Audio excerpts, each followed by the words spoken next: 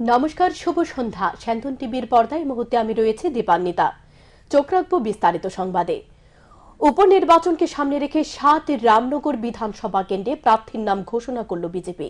প্রয়াত বিধায়ক সুরজিৎ দত্তের উত্তরসূরি হিসেবে বিজেপি দল বেছে নিল মেয়র দীপক মজুমদারকে।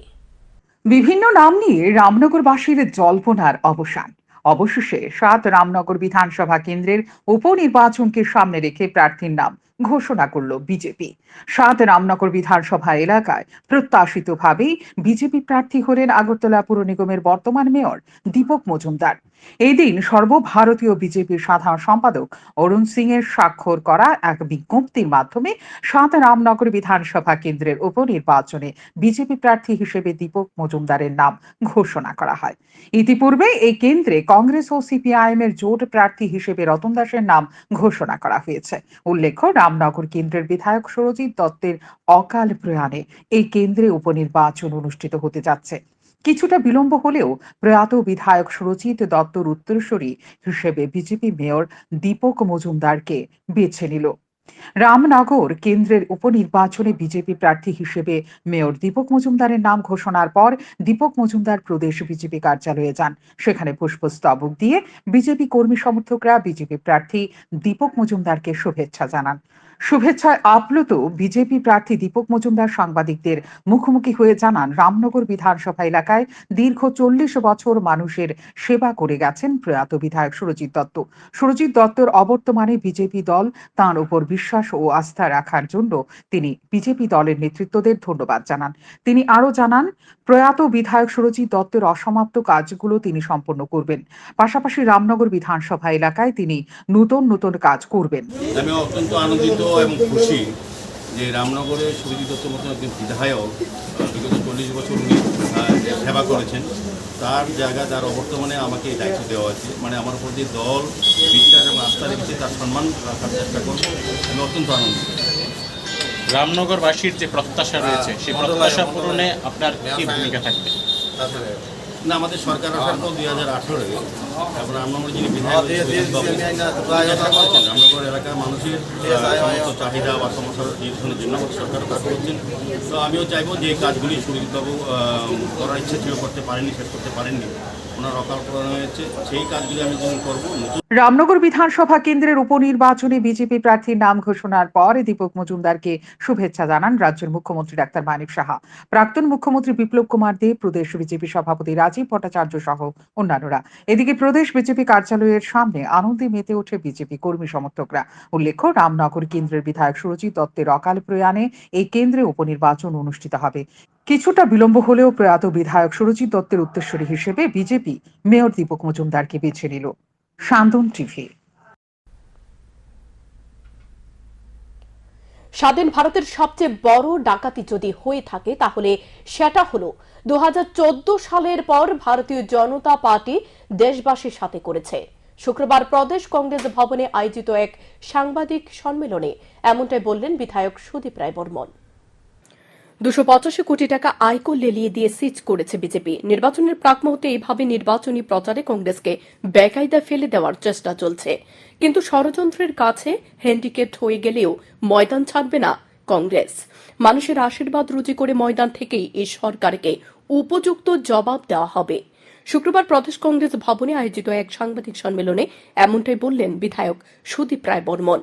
তিনি বলেন, ভারতীয় জনতা পার্টি ভীত সন্ত্রস্ত, ইন্ডিয়া জোটকে ভয় পাচ্ছে। ফলাফল দেখবে কি অবস্থা হয় তাদের। ভারতীয় জনতা পার্টির নেতৃত্ব বলছে 370 আসন পাবে তারা এবং তাদের শরিক মিলে 400 পার করবে। কিন্তু এই কথা কেন তারা বলছে সেটা ভালো করে জানা আছে। কিন্তু বিজেপি সারা দেশে অগণতান্ত্রিক ও অসাংবিধানিক কাজের বিরুদ্ধে সহযোগিতার আহ্বান করা হচ্ছে জনগণের কাছে। নির্বাচনে ভারতীয় জনতা পার্টি পরাস্ত হতে চলেছে সেটা আঁচ করতে পেরে স্বাধীন মাধ্যমগুলোকে অপব্যবহার করছে অগণতান্ত্রিকভাবে। স্বাধীন ভারতে সবচেয়ে বড় ডাকাতি যদি হয়ে থাকে তাহলে সেটা 2014 সালের পর ভারতীয় জনতা পার্টি দেশবাসীর সাথে করেছে। সিবিআই এবং ইডির মতো সংস্থা দ্বারা চাঁদা সংগ্রহ করতে এ ধরনের কাজে লাগিয়েছে। তাই তাদের চেয়ে বড় ডাকাত কেউ নেই। আর প্যারালাইজড হচ্ছে ওই যে 14,49,000 টাকা এই সমস্ত আমাদের এমপিরা দিল্লিতে থাকা যখন আমাদেরকে বলা হলো যে চাঁদা দাও, আমরা তো এখান থেকে আমরা ধরুন আমরা ব্যাংক ট্রান্সফার করে যা দিল্লিতে ছিল এসে ক্যাশ দিয়ে গেছে 199 কোটির মধ্যে মাত্র 14,49,000 টাকা ক্যাশ দেওয়াতে আজকে এত বড় একটা ইলেকশনের প্রাক মুহূর্তে কংগ্রেসের ব্যাংক অ্যাকাউন্ট সিজ করে আজকে আমাদেরকে একটা কোণঠাসা অবস্থায় আমাদের ফেলে দেওয়ার একটা চক্রান্ত করা হয়েছে। জনতার কাছে আজকে আমাদের একটা বিচার আপনারাই করবেন। আমাদের যিনি প্রার্থী দলের তরফ থেকে বলা হবে কোনো টাকা পয়সা দিয়ে হেল্প করা হবে না। আমি ত্রিপুরার আপমর জনসাধারণের কাছে ইনক্লুডিং আপনাদের যারা প্রেসের বন্ধুরা এখানে আছেন যে আহ্বানটা করবো, আপনাদের সাধ্য মতো আপনারা আপনাদের সাধ্য মতো যাতে আপনি সেটা লড়াই করতে পারেন। অর্থের জন্য যেন আমাদের হার স্বীকার না করতে, মানুষের যে ভারতীয় জনতা পার্টির বিরুদ্ধে যে আক্রোশ সেটা যাতে আমরা ভোটবাসী নিয়ে যেতে পারি। বন্ধুদের কাছে আমার ইলেকট্রনিক্স ফ্রেন্ড, প্রেস মিডিয়ার ফ্রেন্ড, আমার কংগ্রেস কর্মী ভাই বন্ধুরা, দাদা মায়েরা, গুরুজনেরা, আপাতত জনসাধারণের কাছে যারা ব্যবসায়ী, কর্মচারী, শ্রমিক, মেহনতি মানুষ, খেটে খাওয়া মানুষ, তাদের সকলের কাছে আবেদন করছি যে টাকা দেবেন সেটা দিয়ে আমরা নির্বাচন আমরা গাইতে হবে। প্রদেশ কংগ্রেস সভাপতি আশিস কুমার সাহা বলেন, ভারতীয় জনতা পার্টি অনৈতিকভাবে নির্বাচনে জয়ী হতে চাইছে। জয়ের জন্য নানা পন্থা গ্রহণ করতে হচ্ছে তাদের, কিন্তু একের পর এক অগণতান্ত্রিক কাজ করে ঘৃণার রাজনীতি তৈরি করছে দেশে। জনগণকে নিয়ে গণতান্ত্রিকভাবে তাদের পরাস্ত করতে হবে বলে জানান আশিস কুমার সাহা।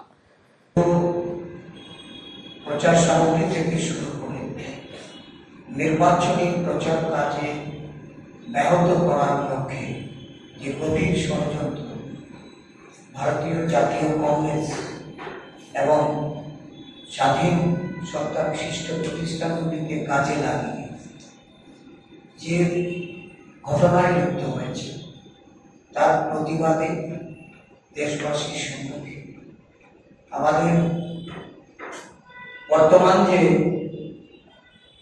এই লোকসভা নির্বাচনের আর্থিক সংকটের দরুন প্রচার কার্যের অসুবিধাজনিত বিষয়টি ওনারা সামনে রেখেছে।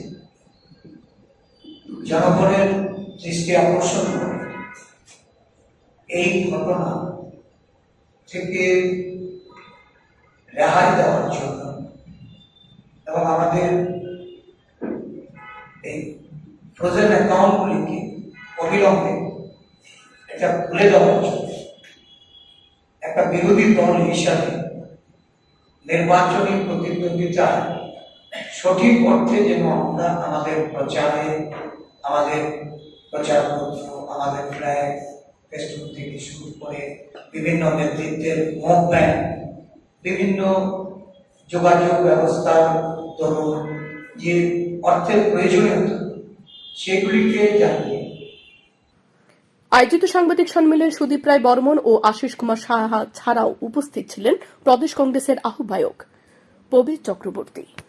স্যান্দন টিভি। 2 শিশুকন্যার উপর গরম জল ফেলে আহত করলেন অঙ্গনারী কর্মী। ঘটনা গত বুধবার মেলাঘোর থানার অন্তর্গত বৈরাগীমুড়া অঙ্গনারী সেন্টারে। 2 শিশুকন্যার উপর গরম জল ফেলে আহত করলেন অঙ্গনারী সেন্টারের কর্মী বলে অভিযোগ। ঘটনা গত বুধবার মেলাঘোর থানার অন্তর্গত বৈরাগীমুড়া অঙ্গনারী সেন্টারে। জানা যায়, অন্যান্যদের সাথে এলাকার 2 শিশুকন্যা সকালে নির্ধারিত সময়ে অনুযায়ী অঙ্গনারী সেন্টারে যায়। 2 অবুঝ শিশুকন্যা অঙ্গনারী সেন্টারের কিছুক্ষণ পাঠদান নেওয়ার পর তারা অঙ্গনারী সেন্টারের বাইরে খেলা করছিল। আর তখনই অঙ্গনারী সেন্টারের এই কর্মীর জয়লক্ষ্মী সরকার দেববর্মা অঙ্গনারী সেন্টারের ভেতর থেকে গরম জল বাইরে ফেললে সে গরম জল 5 বছরের পাংতি দেববর্মা এবং 5.5 বছরের হামারি দেববর্মার শরীরে পড়ে। গরম জল তাদের শরীরে পড়ার পর একজনের সঙ্গে সঙ্গে সংজ্ঞা হারিয়ে ফেলে। অপর শিশু কন্যাটি চিৎকার শুরু করে। আশপাশের বাড়িঘরের লোকজন ছুটে আসে অঙ্গনওয়াড়ি সেন্টারের দায়িত্বজ্ঞানহীন কর্মী জয়লক্ষ্মী সরকার দেববর্মা এবং সহযোগী কাঞ্চনমালা দেববর্মাকে হাসপাতালে নিয়ে যাওয়ার জন্য। চাপ সৃষ্টি করলে তারা আহত 2 শিশু কন্যাকে মেলাঘর হাসপাতালে নামমাত্র চিকিৎসা করিয়ে বাড়িতে নিয়ে আসে। সে সঙ্গে রাতের বেলা আহত 2 শিশু কন্যা ঝলসে যাওয়ার শরীরের যন্ত্রণায় ছটফট করতে থাকলে তড়িঘড়ি আহত 2 অবুঝ শিশু কন্যার পরিবারের লোকজন মেলাঘর হাসপাতালে নিয়ে আসে ভর্তি করেন পরিবারের লোকজন। এদিন মেলাঘর হাসপাতালে ভর্তি থাকার পর তাদের অবস্থা আশঙ্কাজনক হওয়ায় বৃহস্পতিবার হাসপাতালের কর্তব্যরত চিকিৎসকরা তাদের উন্নত চিকিৎসার জন্য জিবি হাসপাতালে রেফার করেন। এদিকে মেলাঘরের সিডিপি ও বৃহস্পতিবার সহযোগিতা না করে শুধুমাত্র চোখের দেখা দেখে যায়। বর্তমানে আহত 2 শিশু কন্যা জিবি হাসপাতালে মৃত্যুর সঙ্গে পাঞ্জা লড়ছে। হাসপাতালের চিকিৎসকরা জানিয়েছে 2 শিশু কন্যার শরীরের বেশিরভাগ অংশই গরম জল পড়ার ফলে ঝলসে গেছে। অর্থের অভাবে তারা সময় মতো চিকিৎসকদের পরামর্শ অনুযায়ী ওষুধ কিনতেও পারছে না। গেছিল আর কি, তো গিয়া তারা বাচ্চা অবুঝ, স্কুল তো একটা খেলাধুলার জায়গা, সব স্কুলে এটা বাচ্চারা স্বাভাবিক এটা খেলাধুলা করতো। তো তারা সাইডে খেলার সময় দিদিমণি ডিম সিদ্ধ করিয়া এই ডিম সিদ্ধর জল জানলা দিয়া ফালাইছে, ঘরের ভিতর থেকে ফেলাই দিছে। ঘরের ভিতর থেকে মানে জানালা দিয়া গরম জলটা ফালাইছে। তো এই গরম জলটা ফালানোর 2টা বাচ্চা একদম মানে এখন যে কন্ডিশন আছে একদম সিরিয়াস কন্ডিশনে। আচ্ছা আচ্ছা। 2টা বাচ্চা, আর তারা এমন পরিবার মানে তারা দিন আনে দিন খায়, দিন মজুর। এমন যে দিদিমণি যে জল ফালাইছে উনি কি চিকিৎসার খরচ দিছেনি? তাহলে তো দিছে, যে টাকা দিছে এটা মানে এক টাইম ওষুধ কিনানোর টাকা হয় না এটা। আচ্ছা আচ্ছা। ডিপার্টমেন্ট থেকে কেউ আইছিল না? ডিপার্টমেন্ট থেকে কালকে সিডিপিও আইছিল। তারা আয়া কি করবো, তারা শুধু আয়া শুধু দেখে গেছে এটুকু, আর কোনো সাহায্য সুবিধা কোনো থেকে আচ্ছা, যে অঙ্গনওয়াড়ি সেন্টারের দিদিমণির নাম কি? দিদিমণির নাম জয়লক্ষ্মী সরকার, হেল্পারের নাম কাঞ্চনমালা দেববর্মা। ডাক্তার কইছে, ডাক্তার তো কইল 2টা বাচ্চা মানে সিরিয়াস কন্ডিশন, মানে 60% এটার ড্যামেজ হয়ে গেছে ভিতরে, আর বাইরে 60% এটা ড্যামেজ হয়ে গেছে। এখন বিষয়টা নিয়ে কি চান আপনারা? বিষয়টা নিয়ে দিদিমণির আমরা বিচার চাই, নাই বিচার যেমন পাই। আর মুখ্যমন্ত্রীর কাছে একটা আবেদন, আমরা বাচ্চার দিকে যেমন মুখ্যমন্ত্রী একটু নজর দেয়, তারা যদি একটু সাহায্য সহযোগিতা করে, তারা যদি একটু গাইড দেয়, তাহলে আমরা সুস্থ ফিরে পাবো এই আশা। এদিকে দায়িত্বজ্ঞানহীন অঙ্গনওয়াড়ি সেন্টারের শিক্ষিকার এ ধরনের দায়িত্বজ্ঞানহীন আচরণে গোটা এলাকা জুড়ে তীব্র নিন্দার ঝড় বইছে। অন্যদিকে শুক্রবার দুপুরে আহত 2 শিশু কন্যার পরিবারের লোকজন সংবাদ মাধ্যমে দ্বারস্থ হয়ে রাজ্যের মুখ্যমন্ত্রীর কাছে বিনম্র আর্জি জানিয়েছেন। মুখ্যমন্ত্রী যদি আশঙ্কাজনক 2 শিশু কন্যাকে সহযোগিতার হাত বাড়িয়ে দেয়, তাহলে হয়তো এ 2 শিশু কন্যা যথাসময়ে চিকিৎসা হবে বলে মনে করছে। শ্যামবন টিভি। শাসক দলের পঞ্চায়েত মেম্বারের বাড়িতে নাশকতামূলক অগ্নিকাণ্ড। ঘটনা মোহনপুরের বিজয়নগর গ্রামের 3 খনিয়াপাড়ায়। এই অগ্নিকাণ্ডের ফলে পুড়ে ছাই হয়ে গেল গোয়ালঘর। আগুনে পুড়ে মৃত্যু হল একটি গাভী বাছুরের। আগুনে ঝলসে যায় আরো 2টি গাভী। জানা যায় শুক্রবার ভোরে বাড়ির লোকজন প্রথমে আগুনের লেলিহান শিখা দেখতে পেয়ে চিৎকার শুরু করলে ছুটে আসে পাড়া প্রতিবেশীরা। খবর দেওয়া হয় দমকল বাহিনীর কর্মীদের। দ্রুত ঘটনাস্থলে ছুটে যায় দমকলের একটি ইঞ্জিন। দমকল কর্মী ও স্থানীয়দের যৌথ প্রচেষ্টায় প্রায় 1 ঘণ্টা পর আগুন নিয়ন্ত্রণে আসে। অল্পের জন্য আগুনের হাত থেকে রক্ষা পায় বাড়ির অন্যান্য ঘরগুলি। ক্ষতিগ্রস্ত বাড়ির মালিক রূপসী রানী ভদ্র দত্ত জানান, তিনি কৃষি ও গাভী পালন করে সংসার চালান। তিনি আরো জানান, উনাকে আর্থিকভাবে দুর্বল করে দেওয়ার লক্ষ্যে এলাকার কিছু দুষ্কৃতী এই অগ্নিসংযোগ করেছে।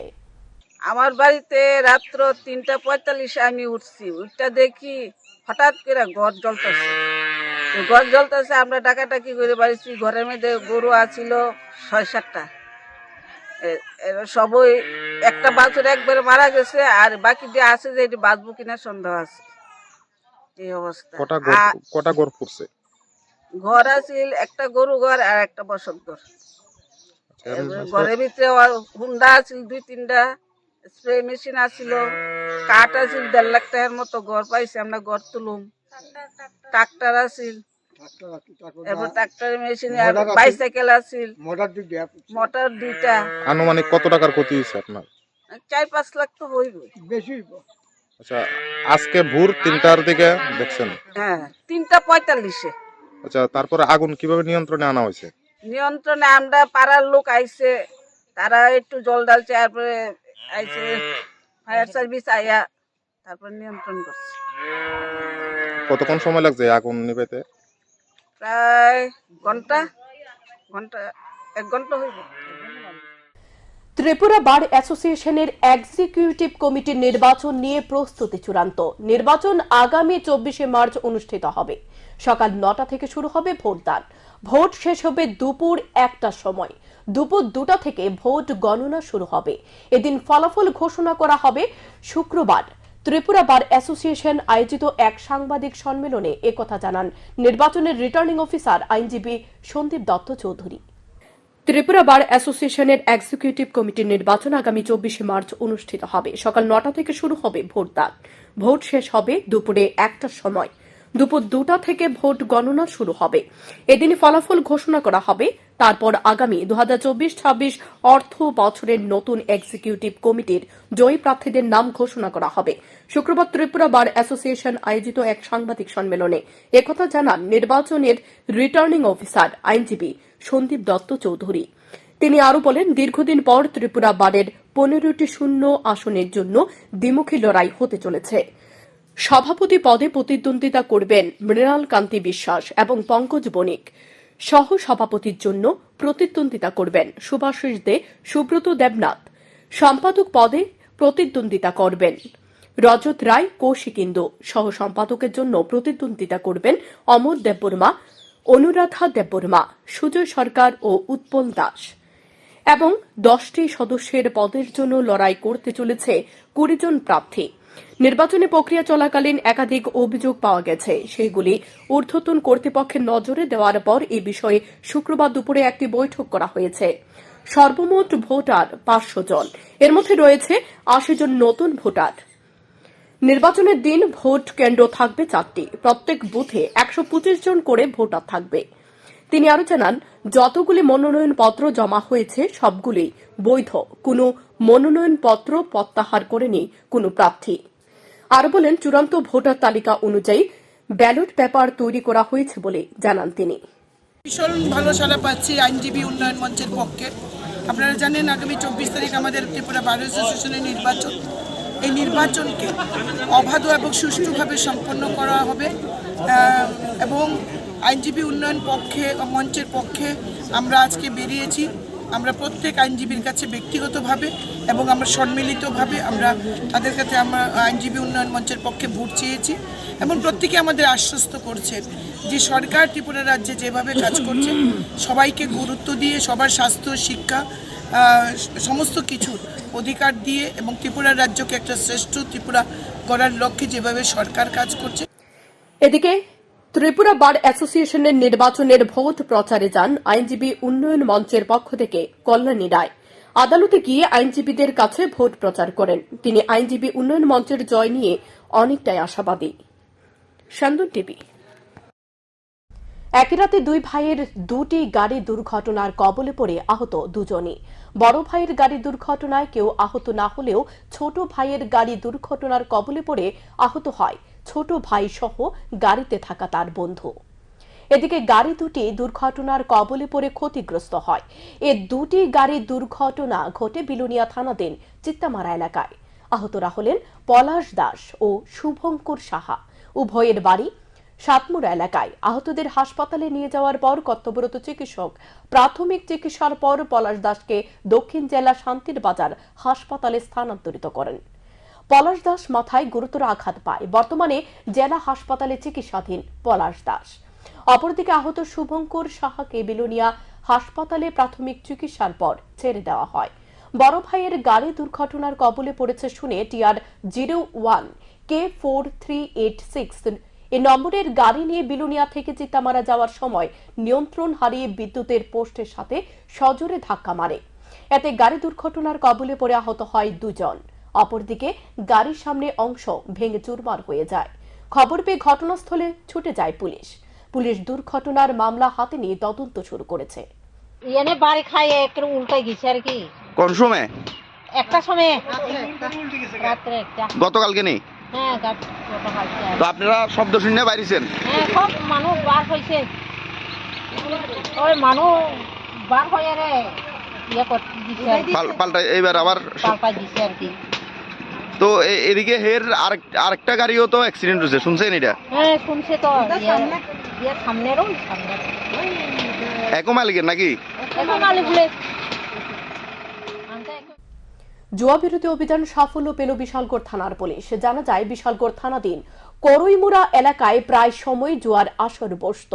বিশালগড় থানার পুলিশের কাছে গোপন সংবাদ ছিল। এই সংবাদের উপর ভিত্তি করে শুক্রবার করইমুড়া এলাকার জুয়া বিরোধী অভিযান চালায় বিশালগড় থানার পুলিশ। এই অভিযানে উদ্ধার হয় জুয়া খেলার সামগ্রী। বিশালগড় থানার ওসি জানায়, পুলিশের জুয়া বিরোধী অভিযান আঁচ করতে পেরে জুয়ারিরা ঘটনাস্থল থেকে পালিয়ে যায়। এ জুয়ার আসর বসানোর সাথে জড়িত রয়েছে বুলবুল মিয়া নামে এক ব্যক্তি। বর্তমানে সে পলাতক। সহসায় বুলবুল মিয়াকে গ্রেপ্তার করা হবে বলে জানান তিনি। বাজারের সঙ্গেই একটি স্থানে কিছু সংখ্যক অ্যান্টি সোশিয়াল এলিমেন্ট জুয়ার আসর বসিয়েছিল। পুলিশ এখানে গিয়ে আমরা রেড করি এবং সমস্ত জুয়ার সরঞ্জাম যেগুলি আছে, টুলস, জুয়া খেলার সরঞ্জাম সমস্ত কিছু আমরা সিজ করে নিয়ে আসি। বুলবুল নামে একটি ব্যক্তি যে পুরাটা জুয়ার আসরের নেতৃত্বে ছিল, সে এখন পলাতক আছে, তাকে আমরা খুব শীঘ্রই গ্রেফতার করব। সেই আয়োজনগুলি করত। হাঁপানি হাসপাতালে স্ত্রীকে ডাক্তার দেখানোর পর বাড়িতে ফিরে যাওয়ার সময় দুর্ঘটনার কবলে পড়ল স্বামী স্ত্রী। ঘটনার বিবরণে জানা যায়, বিশালগড়ের রঘুনাথপুর এলাকার বাসিন্দা সাইফুল ইসলাম শুক্রবার সকালে সে স্ত্রীকে ডাক্তার দেখানোর জন্য নিজের অটোতে করে হাঁপানিয়া হাসপাতালে নিয়ে আসে। হাঁপানিয়া হাসপাতালে ডাক্তার দেখানোর পর স্ত্রীকে নিয়ে পুনরায় সে নিজের বাড়ির উদ্দেশ্যে রওনা হয়। বিশালগড়ের রঘুনাথপুর এলাকায় রাস্তায় বাঁক নিতে গিয়ে সাইফুলের অটো নিয়ন্ত্রণ হারিয়ে ফেলে। ফলে যাত্রীবাহী অটোটি খাদে পড়ে আহত হয় দম্পতি। ঘটনার খবর পেয়ে বিশালগড় দমকল বাহিনীর কর্মীরা আহতদের উদ্ধার করে বিশালগড় মহকুমা হাসপাতালে নিয়ে যায়। আহত সাইফুল ইসলাম সাংবাদিকদের মুখোমুখি হয়ে জানান, রাস্তায় বাঁক নেওয়ার সময় অটো খাদে পড়ে যায়, ফলে উনারা আহত হন। বালু দিছে যে বালু দিয়া ইয়া করে এমনি এটা আটটা এমনি থামার মতো এমনি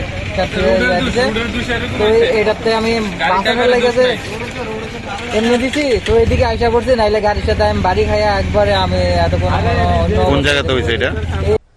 পশ্চিম ত্রিপুরা লোকসভা আসনে আমরা বাঙালি দলের হয়ে শুক্রবার মনোনয়নপত্র জমা দিলেন গৌরীশঙ্কর নন্দী। পশ্চিম জেলার জেলাশাসক অর্থাৎ রিটার্নিং অফিসার ডক্টর বিশাল কুমারের কাছে মনোনয়নপত্রটি জমা দেন মনোনীত প্রার্থী। তিনি মনোনয়নপত্র জমা দিয়ে দাবি করেন জনগণের স্বার্থে তিনি কাজ করবেন। এদিন রিটার্নিং অফিসার জানিয়েছেন, এখন পর্যন্ত পশ্চিম ত্রিপুরা আসনের জন্য 3টি মনোনয়নপত্র জমা পড়েছে। অপর একটি মনোনয়নপত্র জমা পড়েছে 7 রামনগর বিধানসভা কেন্দ্রের উপনির্বাচনের মনোনীত এক প্রার্থীর পক্ষ থেকে। আমরা লড়াই করছি ত্রিপুরার জেলা পরিষদ জমি হস্তান্তর বাতিল, এই উদ্বাস্তু বাঙালিদের পুনর্বাসন এবং স্থায়ী নিরাপত্তা, বাংলা ভাষা স্কুল কলেজে আজকে যে বাংলাকে নিয়ে ঐচ্ছিক ভাষা হিসেবে রাখা বাদ করছে সরকার, তার বিরুদ্ধে বাস্তবিক রূপ দেওয়ার জন্য আমরা লড়াই করে যাব। প্রচার কবে থেকে শুরু করবেন? আজকের থেকে আমাদের প্রচার শুরু। ত্রিপুরার রাজ্যস্তরীয় বিজ্ঞান মেলায় প্রথম থেকে পঞ্চম স্থানাধিকারী ছাত্রছাত্রীরা গুয়াহাটি রিজিওনাল সায়েন্স সেন্টারে আয়োজিত উত্তর পূর্বাঞ্চলীয় বিজ্ঞান মেলায় অংশগ্রহণ করেন। সেখানে নিজেদের বিজ্ঞান চেতনা ছাত্রছাত্রীদের তুলে ধরে তাদের আবিষ্কারের মাধ্যমে। প্রতিযোগিতায় 2টি বিভাগে প্রথম স্থান অধিকার করে দক্ষিণ জেলার স্বামী বিবেকানন্দ ইংরেজি মাধ্যম হাই স্কুল। তাদের আবিষ্কারের বিষয়বস্তু ছিল the multipurpose humanoid robot, model competition এবং ছাত্র এ দুটি বিভাগে প্রথম স্থান অধিকার করেছে স্বামী বিবেকানন্দ ইংরেজি মাধ্যম high school. Secured first position in the Northeast Level Science Exhibition. In the individual level, we secured the first position, and also in the overall model, we have secured the first position. Which one is your trophy? This is the trophy of our school level, and this is the trophy of the individual level. Okay, good. So, how you are feeling about the result? I am feeling very happy. It was a great achievement for me.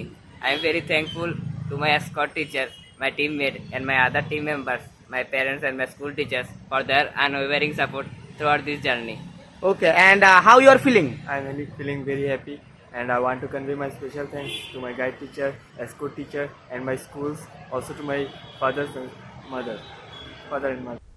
Agartala প্রধান referral হাসপাতাল হিসেবে পরিচিত GB হাসপাতালে বৃহস্পতিবার থেকে MRI পরিষেবা বন্ধ হয়ে রয়েছে, এমনটাই অভিযোগ রোগী ও তাদের আত্মীয় পরিজনদের। সমস্যার সম্মুখীন হচ্ছে রোগীরা। রাজ্যের প্রধান রেফারেল হাসপাতাল হিসেবে পরিচিত আগরতলার জিবি হাসপাতালে বৃহস্পতিবার থেকে বন্ধ হয়ে রয়েছে এমআরআই পরিষেবা। এই পরিষেবা দায়িত্বে থাকা চিকিৎসক জানিয়েছে এসি বিকল হয়ে পড়ার কারণে এমআরআই পরিষেবা বন্ধ হয়ে রয়েছে। টেকনিশিয়ান কাজ চালিয়ে যাচ্ছে। এসি ঠিক হয়ে গেলে এমআরআই পরিষেবা পুনরায় চালু করা যাবে, কিন্তু কবে নাগাদ এই এমআরআই পরিষেবা চালু করা হবে তা তিনি বলতে পারছেন না। তিনি সরাসরি বল ঠেলে দিলেন এইচওডি এবং টেকনিশিয়ানের কোর্টে। মানে এমআরআই বন্ধ আছে, এসির কারণে বন্ধ আছে, ভিতরটা গরম, এই কারণে এসির কাজ চলছে। কতদিন ধরে বন্ধ? গতকালকে থেকে বন্ধ। টেকনিশিয়ান কি আইছে? টেকনিশিয়ান মানে এসি টেকনিশিয়ান চলছে। রোগীদের একটা অভিযোগ যে 3 থেকে 4 দিন যাবত এমআরআই বন্ধ। ওইটা আমার জানা নেই, আমাদের আছে রেকর্ড আছে। এনে দায়িত্বে আছেন, আপনি জানেন বিষয়টা? না না, 3 দিন 4 দিন ধরে এমন নাই তো, গতকালকে থেকে টোটালি বন্ধ। এমআরআই বিকল্প কোনো ব্যবস্থা আছে? না, আমার এসিটির সাথে কথা কোন, ঠিক আছে? আপনি জানাইছেন আপনাদের? এটা সবাই নলেজে আছে। আমরা এখানে যখন যে জিনিসটা হয় সঙ্গে সঙ্গে আমরা এইচডি পর্যন্ত নলেজে থাকি। ইমার্জেন্সি যদি এমআরআই প্রয়োজন হয় তাহলে কি করব? সেটা ডিপার্টমেন্ট, আমার রেডিওলজি ডিপার্টমেন্ট এটা নিয়ে দিব। এদিকে এমআরআই পরিষেবা বন্ধ থাকার কারণে সমস্যার কবলে পড়েছেন রোগীরা। সকলেই এমআরআই পরিষেবা গ্রহণ করতে পুনরায় তারিখ নেওয়ার জন্য আসেন জিবি হাসপাতালে, কিন্তু কবে নাগাদ এমআরআই পরিষেবা চালু হবে তা নিশ্চিত করে রোগীরা জানতে পারছে না চিকিৎসকের কাছ থেকে। এমআরআই কি করছেন? না। কি কারণে করছেন? ও ডেট নিয়ে লেগে গেছে। কি শুনছেন? আজ শুনছি গতকাল ধরে এমআরআই বন্ধ। কি কারণে বন্ধ? এসির কারণে। কতদিন যাবত বন্ধ আছে? গতকাল ধরে। এতে কি সমস্যা হইতেছে আপনাদের? মানে সমস্যা মানে তো ডেট দিতে আছে, আর যারা ভর্তি আছে তারা বুঝে একটু সমস্যা দেওয়া দিব। আমার তো সমস্যা দেওয়া দিত না, আমি ভর্তি না। শুক্রবার এমআরআই রুমের সামনে বেশ কয়েকজনকে দেখা যায় প্রেসক্রিপশন হাতে দাঁড়িয়ে থাকতে। কবে নাগাদ এই প্রধান সরকারি হাসপাতালের এমআরআই পরিষেবা চালু হয়, এটাই এখন আলোচনার মূল বিষয়। স্যান্দন টিভি। এখনকার মতো সংবাদ এ পর্যন্তই। চোখ রাখুন স্যান্দন টিভির পর্দায়।